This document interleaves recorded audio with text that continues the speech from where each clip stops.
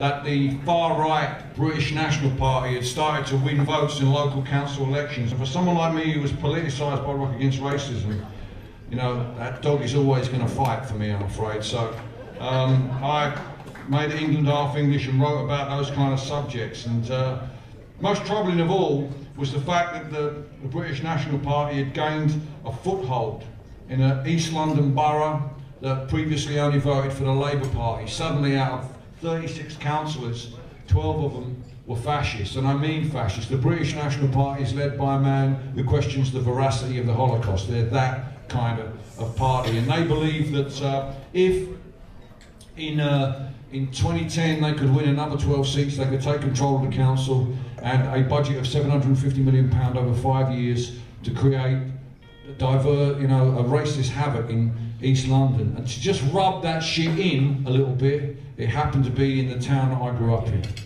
where my family still live, and I took that a little bit personally, I have to tell you. So when 2010 came, I headed out there to see what we could do, and I was pleased to find people from all over Great Britain. In fact, even I met a guy on the train on the district line who'd worked on the Obama campaign in 2008, I guess it was, who was out there as well, helping in the fight. People had come from all over. And particularly, I mean, one day we had so many people that we ran out of leaflets. It was great. It was really encouraging. And many of those people were under 25, some of them even under 20. And the significance of that is that in the later years of the 20th century, fighting against the fascists in my country had been a little bit like being a member of a drinking club for middle-aged Clash fans. Which is nothing wrong with that. I speak as a middle-aged Clash fan who likes a drink. As I said, those of us who were politicised by the Clash and by Rock Against Racism, we will always answer the call. But here were a new generation of activists who, by the simple act of putting an anti-racist leaflet through a door, were joining that great tradition of Rock Against Racism and of the fight against fascism in the 40s, of the Spanish Civil War, this machine kills fascists, even of the abolition of slavery in this country. That's a great tradition that they joined simply by doing that.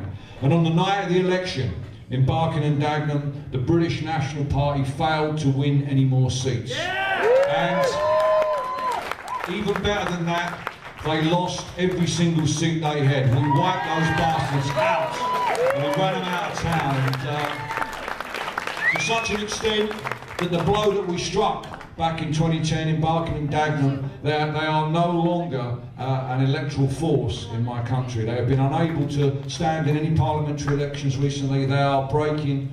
Just a couple of nights ago on British TV, one of their leaders was on there on a programme that's called What Happened to the BNP, and even on that programme this week he refused to say whether or not he believed the Holocaust happened. And these guys are in my country. That's why, you know, when I saw All You Fascists in the Woody Guthrie archive, that wasn't an interesting song from the 1940s to me. That was a song that I could use now as a tool for the reason it was originally written, that Woody written.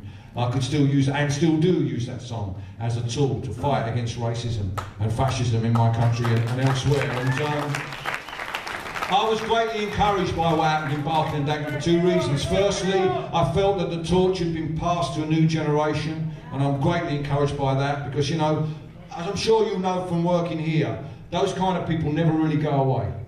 They change their shape, they move around, but each generation has to find a way to confront the racists and the fascists in our society. And I'm encouraged in Barking and Dagenham that the torch was passed to a new generation. And something else as well.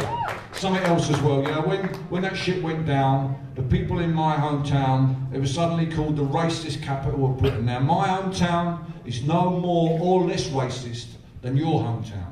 It's just we have these arseholes knocking on doors, putting neighbour against neighbour. That's the problem that we had. That, and the fact that Tony Blair had said, actually said, we don't have to worry about the white working class, they have no one else to vote for. And that is what happened. Labour voters voted for a racist, fascist party, and all the way from Labour straight through the Tories and Liberals to fascism. But here's the most important aspect.